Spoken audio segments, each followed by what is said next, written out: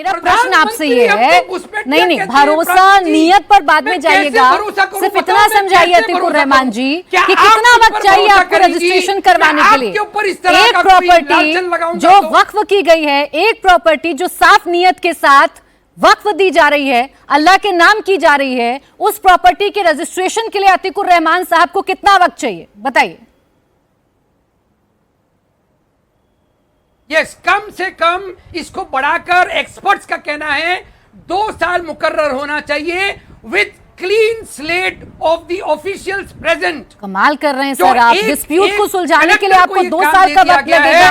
अरे 6 महीने में अगर आप रजिस्ट्रेशन करा लीजिएगा, वो अगर प्रॉपर्टी वाकई में साफ नियत के साथ दी जा रही है तो वो प्रॉपर्टी वक्फ के पास ही रहेगी, उसे कौन छीन लेगा आपसे? जवाब प्रेम शुक्ला जी आप दीजिए। मैं इनको सर, इनको टाइम बड़ा कम लग रहा है और इसीलिए बदनीति लग रही है क्योंकि आपने 6 महीने मुकर्रर किया।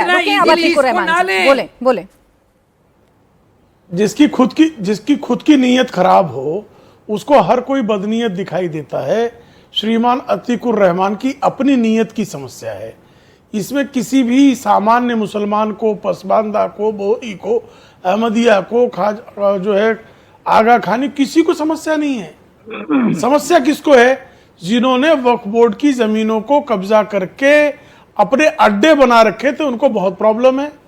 अब मुझे बताइए ना, 100 वर्षों में वक्फ की जमीनें हुई 18 लाख एकड़ और 11 वर्षों में 21 लाख एकड़ हो गई, एक्स्ट्रा बढ़ गई। 21 लाख एकड़ बढ़ने का मतलब ही है कि आपने मन किया तो किसी के गांव को कब्जा कर दिया, वक्त घोषित कर दिया, कहीं ईसाइयों का गांव कब्जा, कहीं हिंदुओं का मंदिर कब्जा, कहीं तालाब कब्जा, कहीं कुछ कब्जा, ये चल रहा था।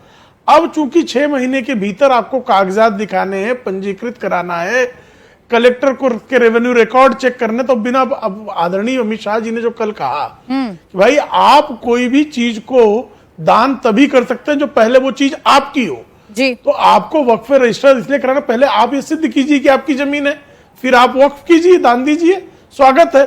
आप सरकारी जमीन वक्फ कर दें, आप, मैं अभी जो है अतीकुर रहमान की जमीन को वक्फ कर दूं और कह दूं कि अब इस और वक्फ बोर्ड उसको जो है कब्जा कर ले, ये नहीं चलेगा इस देश में। भू माफिया का यह जो कानून 2013 में बना था वह खत्म हो गया है, यही इनकी पीड़ा है, इसके अतिरिक्त कोई पीड़ा नहीं है।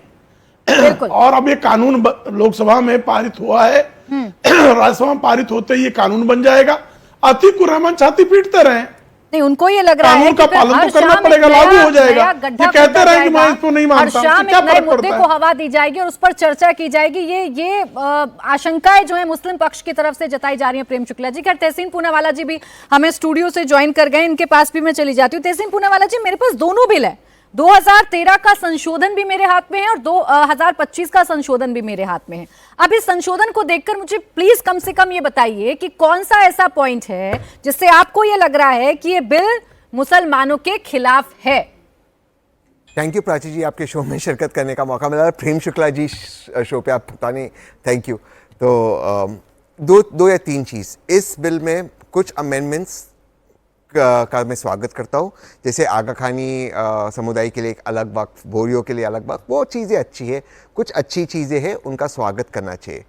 लेकिन कुछ चीज़ें हैं जिस पर लेकर सवाल, जो सरकार से सवाल पूछे गए, अनफॉर्चुनेटली न माननीय गृह मंत्री न माननीय माइनॉरिटी अफेयर्स मिनिस्टर ने उनका कोई जवाब दिया। इस बिल के कुछ ऐसे प्रावधान हैं जो आर्टिकल 26, आर्टिकल 25 ने, आर्टिकल 30 ने, article 26, 7th schedule of the constitution और आर्टिकल 300 पर एक प्रहार है, जो राइट टू प्रॉपर्टी। हालांकि राइट टू प्रॉपर्टी एक फंडामेंटल राइट नहीं, एक लीगल राइट है। वो बात अब कोर्ट में जाएगी, कोर्ट में वो देखा जाएगा। 2 या 3 चीज मैं पूछना चाहता हूं। मैं कुछ प्रावधानों का स्वागत करता हूं, लेकिन 2-3 चीज डिस्टर्बिंग है। जैसे 7th शेड्यूल में सारे जो वक्फ बोर्ड है, ये स्टेट वक्फ बोर्ड होते थे और स्टेट उसमें कमिटीज अपॉइंट करते थे। अब जो प्रेम शुक्ला जी ने कहा कि किसी की ज़मीन ले ली, किसी का ये ले लिया, माननीय माइनॉरिटी अफेयर्स मिनिस्टर ने कहा तमिलनाडु ने 1500 एकड़ ले लिया, वहाँ पे 1500 साल पुराना मंदिर था। मेरा सवाल है, ये बिल उसका तो समाधान है नहीं। वो जो अगर वक्फ ने कोई ज़मीन ली है तो उसको तो ये रेट्रोस्पेक्टिवली बिल लगने रहा है, तो वो सब बातें आप कर क्यों रहे हो? अब मैं माननीय माइनॉरिटी अफेयर्स मिनिस्टर की बात करता हूँ। बहुत दुख हो रहा है इस तरह की बातें आज टीवी पे हमें क्लैरिफाई करना पड़ता है, क्योंकि पार्लियामेंट को मिसलीड किया जा रहा है। तमिलनाडु की जमीन की बात करते, वो 1500 साल पुराने मंदिर की बात करते, मैंने जेपीसी की सारी रिपोर्ट बताई। तमिलनाडु के चीफ सेक्रेटरी और रेवेन्यू सेक्रेटरी ने डिपोज किया जेपीसी के सामने, उनके स्टेटमेंट्स पढ़े, 1 इंच जमीन नहीं गई, लेकिन पार्लियामेंट पे खड़े होकर बोला जाता है।